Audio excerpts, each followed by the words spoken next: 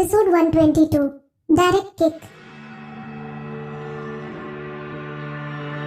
उन्होंने बोट को तालाब के बीच में बनी खाली जगह में रोक लिया और सब लोग ऊपर चढ़ गए। आसपास देखने पर उन्हें सिर्फ कमल के फूल और उसकी हरी पत्तियां नजर आ रही थीं। तालाब के बीच में जगह होने की वजह से वहां चल रही हवा में ठंडक और फूलों में खुशबू थी। काफी देर तक बोट में पैर मोड़कर बैठे रहने की वजह से विधि के पैर सुन्न पड़ गए थे। जैसे ही वो कुछ कदम खाली मैदान में चली, उसके और अनुज के बीच का डिस्टेंस बढ़ गया। विधि को आज अनुज समझदार लग रहा था और उसने शुरुआत में विधि के साथ चलने की कोशिश नहीं की। विधि आराम से वहां का नजारा देखने लगी। कुछ देर बाद उसने अपने पीछे से अनुज की आवाज सुनी, क्या तुम्हें प्यास लग रही है? मेरे पास पानी है।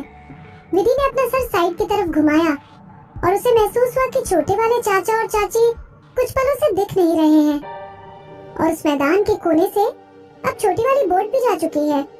तालाब के बीचों बीच खाली मैदान में अब सिर्फ विधि और अनुज अकेले रह गए थे।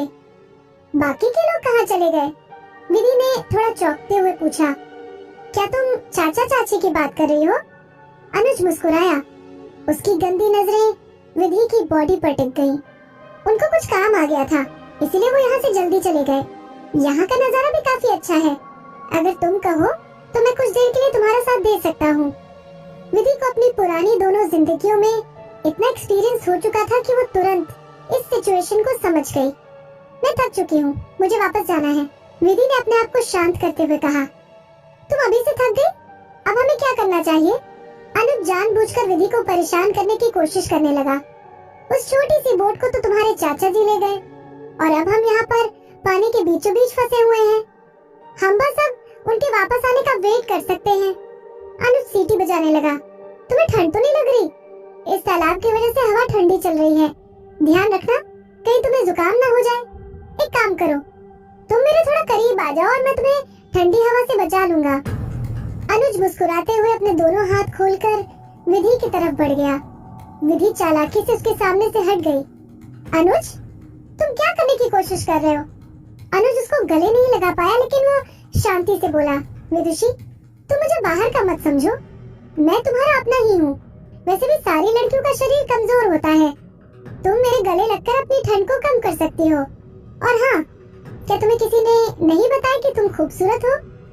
अय्याश, इस बेशर्म आदमी ने अपनी इंटेंशन को छुपाने की जरा भी कोशिश नहीं की। विधि को अनुज से नफरत होने लगी। कोई भी इंसान इतना बेशर्म कैसे हो सकता है? मिस्टर अनुज, प्लीज तुम अपनी हद में रहो। विधि की आवाज किसी तेज तलवार की तरह पैनी थी। अपनी बात बोलने के साथ विधि ने अपने आसपास की सराउंडिंग को देखा और यहाँ से बच निकलने का प्लान करने लगी। हालांकि अनुज इस बात को लेकर बेफिक्र था। उसके सामने खड़ी छोटी लड़की यहाँ किसी भी तरह नहीं भाग सकती। ये जगह बिल्कुल तालाब के बीचों बीच थी और इस जगह को स्पेशली छोटे वाले चाचा ने चुना था, क्योंकि इसके चारों तरफ पानी के अलावा कुछ नहीं था। एक बार इस जगह पर आने के बाद यहाँ से बिना बोट के निकलना नामुमकिन था। अनुज ने विधि के साथ फिजिकल रिलेशनशिप बनाने का प्लान बनाया था। वो जानता था कि अगर उन दोनों के बीच ऐसा कुछ हो गया तो विधि आगे कुछ नहीं कर पाएगी और उससे शादी करने के लिए हाँ बोल देगी। अनुज बन ठन के विधि को अप्रोच करने के लिए आगे बढ़ा।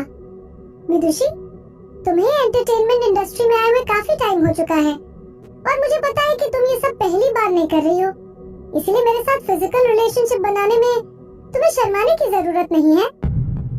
वैसे भी हमारे पास इस जगह पर कुछ करने के लिए है नहीं। अच्छा होगा कि तुम मेरे करीब आ जाओ और हम कुछ मजे करते हैं। विधि को उसकी गंदी शक्ल देखकर उल्टी आने लगी। गंदी सोच? विधि ने सिर्फ इस शब्द से अनुज को डिस्क्राइब किया। गंदी सोच? अनुज और बुरी तरह से मुस्कुराया। कोई बात नहीं, वैसे भी जो लड़कियां पहले मना करती हैं, उनके साथ फिजिकल होने में मजा ही अलग आता है।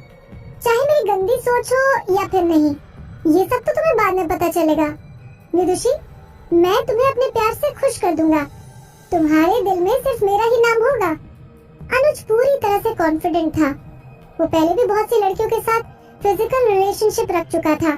उसे अपने आप पर इतना भरोसा था कि बेशक विधि उससे हाई स्टेटस की लड़की थी, लेकिन एक बार उसके साथ फिजिकल हो जाने के बाद अनुज सब कुछ संभालने के लिए तैयार था।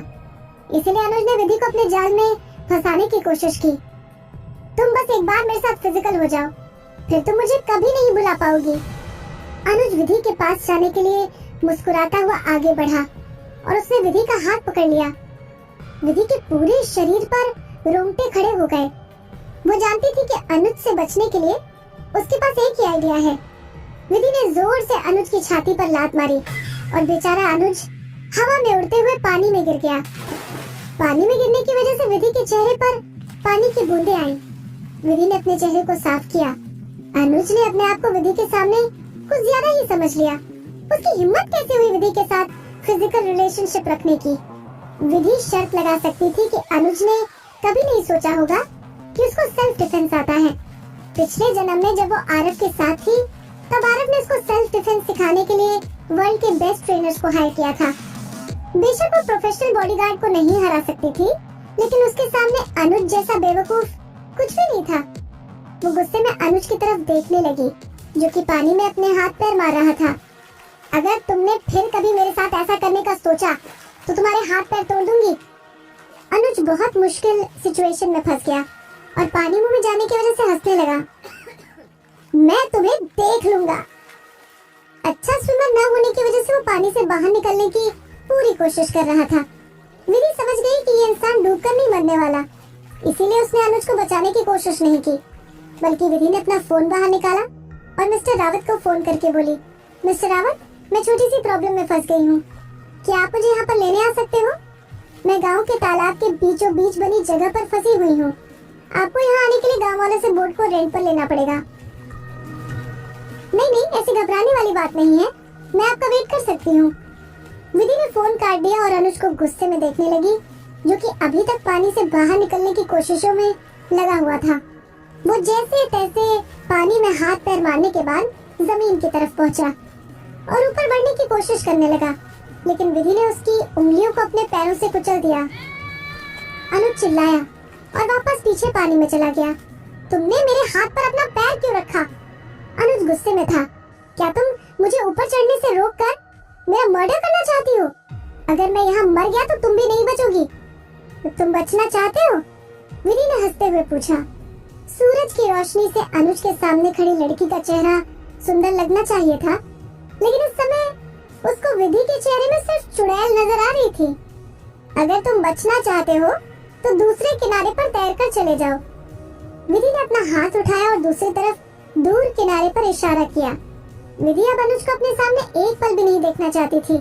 उसको वापस अपनी जगह पर चढ़ने देना तो बहुत दूर की बात थी। अनुज अपनी इस गलती के लिए अपने अलावा किसी और को दोष नहीं दे सकता। वो पानी में एक जगह तैरते हुए विधि के इशारे की तरफ देखने लगा और चिल्लाकर बोला, तुम पागल हो गई हो? मैं वहाँ तक कैसे तैर कर जाऊंगा? विधि अपने बालों को ठीक करते हुए बोली, ठीक है, अगर तुम वहाँ तक नहीं जा सकते तो तुम्हें पानी में ही मरना होगा। अनुज को गुस्सा आ रहा था, हालांकि उसने विधि की बातों को इग्नोर किया और एक बार फिर से ऊपर चढ़ने की कोशिश करने लगा। अनफॉर्चुनेटली विधि ने एक बार फिर से अनुज की उंगलियों को कुचल दिया और अनुज की उंगलियों में से खून निकलने लगा। एक बार फिर सोच लो, विधि ने गुस्से में कहा। अगर मैंने फिर से तुम्हारी उंगलियों पर पैर रख दिया तो तुम्हारी उंगलियां काम करना बंद कर देंगी, और उसके बाद अगर तुम दूसरे किनारे की तरफ जाने का सोचोगे भी तो जा नहीं पाओगे। इससे बढ़िया तुम पहले ही अपनी उंगलियां बचाकर दूसरी तरफ तैरना शुरू कर दो, शायद तुम वहां पहुंचकर जिंदा बच जाओ। अनुज इतना गुस्से में था कि वो विधि का सर फोड़ देना चाहता था, लेकिन उसके पास सच्चाई का सामना करने के अलावा कोई चॉइस नहीं थी। उसके सामने खड़ी लड़की ऐसे देख रही थी जैसे कि वो उसको सच में मार देगी। अभी तो मैं इसको जाने देता हूँ, इस समय अपने आप को बचाना ज्यादा इम्पोर्टेंट है, अनुज ने अपने आप से कहा। अनुज ने पूरी तरह से सोच लिया और विधि से बात करके अपना टाइम खराब करने के बजाय उसने दूसरी तरफ किनारे पर पहुंचने के लिए तैरना शुरू कर दिया। विधि दूर खड़ी होकर अनुज को दूसरी तरफ किनारे पर पहुंचता हुआ देख सकती थी। अनुज दूसरी तरफ किनारे पर पहुंचकर मिट्टी में गिर गया। उसके पास से गांव के दो लड़के निकल रहे थे, लेकिन अनुज को मिट्टी में पड़ा हुआ देखकर वो दोनों से डरकर भाग गए। एक बार फिर से विधि के आसपास की सराउंडिंग शांत हो गई, लेकिन वो अभी तक उस जगह में अकेली फंसी हुई थी। वो कमल के फूलों को देखकर अपना टाइम पास करने लगी। कौन जानता था कि उसके छोटे वाले चाचा चाची मिस्टर रावत से पहले उसको रेस्क्यू करने आ जाएंगे।